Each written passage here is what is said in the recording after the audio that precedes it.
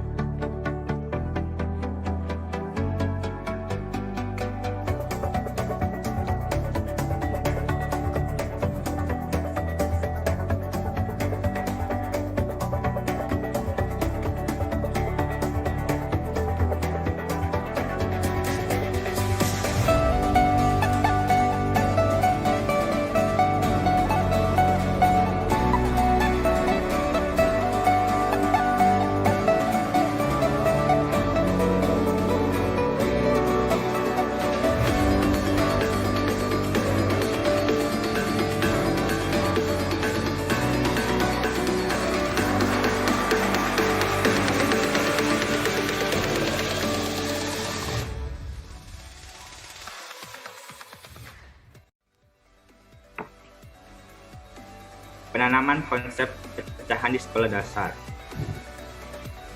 Pecahan. Kata pecahan yang berasal dari bahasa Latin fraction yang berarti memecah menjadi bagian-bagian yang lebih kecil atau bagian dari keseluruhan. Penulisan lambang pecah meliputi dua bagian, yaitu pembilang dan penyebut yang dipisahkan oleh garis lurus. Pecahan merupakan bagian dari bilangan rasional yang dapat ditulis dalam bentuk A per B, dengan A dan B merupakan bilangan bulat dan B tidak sama dengan 0. Jenis-jenis pecahan. Jenis pecahan tersebut terdapat 4. Yang pertama, pecahan biasa, pecahan desimal, 3 pecahan persen, dan yang terakhir pecahan campuran. Dan contohnya dapat dilihat di samping layar.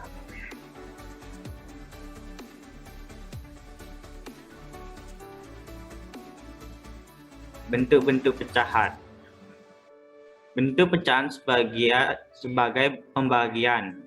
Contoh, terdapat sebuah pembagian 4/5. Dalam bentuk pecahnya itu 4/5. Ya, Saidati Safira Salman. Mohon maaf Bapak, saya Saidati Safira Salmasabila dan Intan Fahriah mohon izin untuk melaksanakan sholat.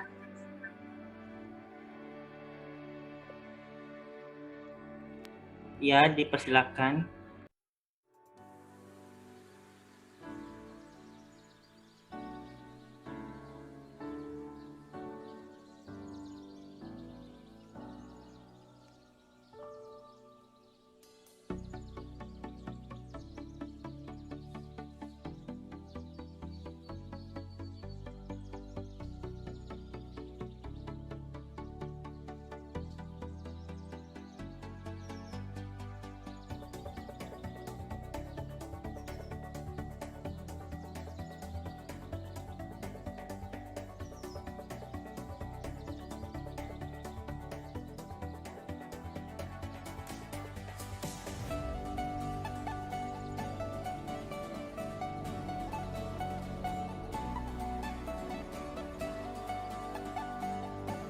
Bentuk-bentuk pecahan. Bentuk pecahan sebagai perbandingan, contohnya menggunakan gambar seperti pada layar. Senilai pecahan. Menentukan pecahan senilai dengan mengalihkan pecahan dengan bilangan yang sama. Contoh soal adalah pecahan senilai dari 2/3.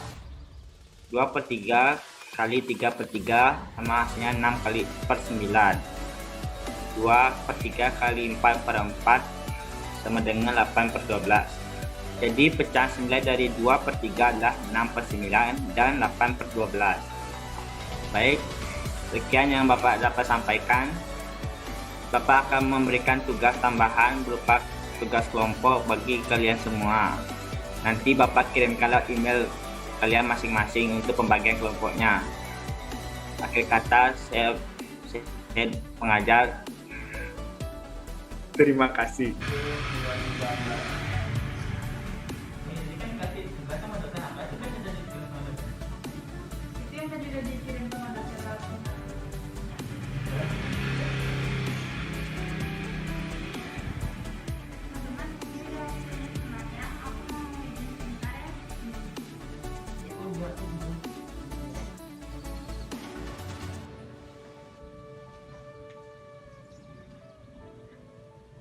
Indonesia merupakan negara yang terkenal akan keanekaragaman suku, etnis, ras, budaya, dan agama.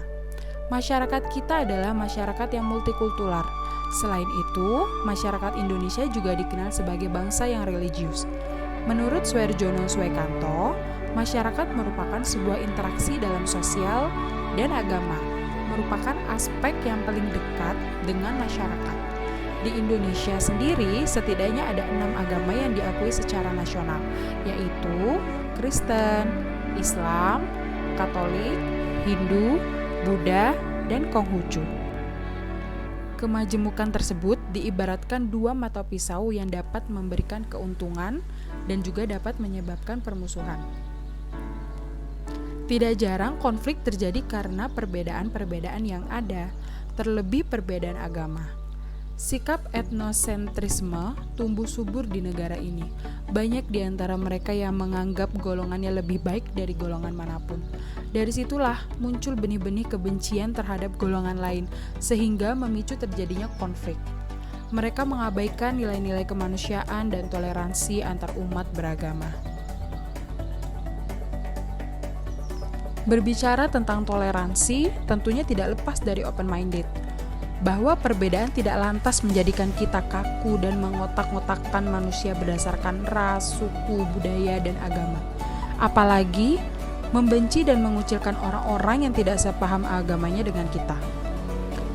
Perlu dipahami kembali nilai-nilai luhur bangsa Indonesia yang tertuang dalam Pancasila dan UUD 1945. Sila pertama yang berbunyi ketuhanan yang Maha Esa, dan pasal 29 ayat 2 UUD 1945, negara menjamin kemerdekaan tiap-tiap penduduk untuk memeluk agamanya masing-masing dan untuk beribadat menurut agama dan kepercayaan itu. Menguatkan tentang perlunya toleransi beragama yang harus dilaksanakan di Indonesia. Kita juga sudah dipersatukan dengan Sumpah Pemuda pada 1928 yang mana nilai-nilai persatuan telah diikrarkan waktu itu. Memangnya mengapa kalau kita berbeda? Bukankah pelangi indah karena bermacam-macam warnanya?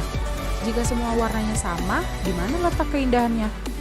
Jika dilihat dari sudut keagamaan, secara akidah memang kita sangat berbeda, tapi dalam hidup bersosial seharusnya kita tidak memandang suatu perbedaan sebagai penghalang dalam hidup bermasyarakat. Kita manusia sebagai makhluk sosial pastinya membutuhkan satu sama lain dan tidak dapat hidup tanpa bantuan manusia lain. Maka dari itu, dapat kita lakukan dengan cara saling menghargai antar penganut agama lain, saling menjaga silaturahmi, saling berkomunikasi antar umat beragama, saling menyebarkan kedamaian. Dengan demikian, cita-cita luhur bangsa Indonesia untuk menjadi bangsa yang aman dan damai dapat sama-sama kita wujudkan.